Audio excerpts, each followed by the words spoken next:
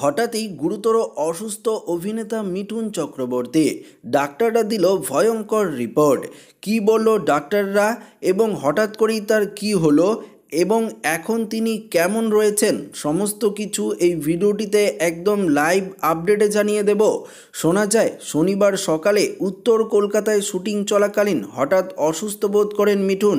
সেই সময় পাশেই ছিলেন অভিনেতা প্রযোজক সোহম চক্রবর্তী। মিঠুন অসুস্থ বোধ করছেন বুঝতে পেরেই দ্রুত তাকে বাইপাসের ধারের হাসপাতালে নিয়ে যাওয়া হয়। সঙ্গে সঙ্গেই এমআরআই করা হয়। বিকেলে অবস্থার কিছুটা উন্নতি হওয়ায় নিউরো মেডিসিন কেবিনে পাঠানো হয়। সন্ধ্যায় অ্যাপোলো হাসপাতাল থেকে প্রচারিত মেডিকেল বুলেটিনে বলা হয় ৭৩ বছরের মিঠুন চক্রবর্তী সেরিব্রাল স্ট্রোকে আক্রান্ত। আপাতত তার অবস্থা স্থিতিশীল। এমআরআই রিপোর্ট অনুযায়ী শিল্পীর শরীরের ডান দিকে সাময়িক অসাড় বোধ করছিলেন।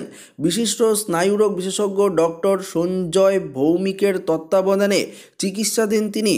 স্নায়ু, হৃদরোগ, মেডিসিন, গ্যাস্ট্রোলজি সহ ৪ সদস্যর বোর্ড গঠন করা হয়েছে। শনিবার সকালে মিঠুন চক্রবর্তীকে হাসপাতালে দেখতে গিয়েছিলেন রাজ চক্রবর্তী, দেবশ্রী রায়। রাতের দিকে হাসপাতালে যান দেব। গিয়েছিলেন বিজেপির মুখপাত্র সৌমিক ভট্টাচার্য। প্রত্যেকেই জানান মিঠুন ভালো আছেন। তৃণমূলের রাজ্য সাধারণ সম্পাদক কুণাল ঘোষ এক্স হ্যান্ডেলে অভিনেতার দ্রুত আরোগ্য কামনা করে লেখেন, রাজনৈতিক মতপার্থক্য যাই থাকুক, আজ শুধু একটাই কথা, সেরে উঠুন দাদা।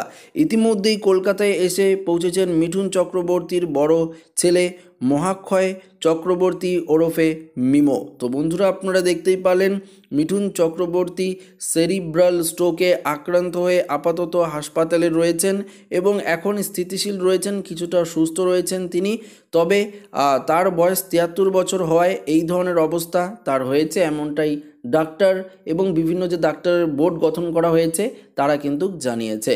তো আশা করি এই ভিডিওটি প্রত্যেকের ভালো লেগেছে। ভিডিওটি ভালো লাগলে লাইক করে আমাদের সাথে শেয়ার করবেন, নতুন থাকলে চ্যানেলটিকে সাবস্ক্রাইব করবেন। ধন্যবাদ।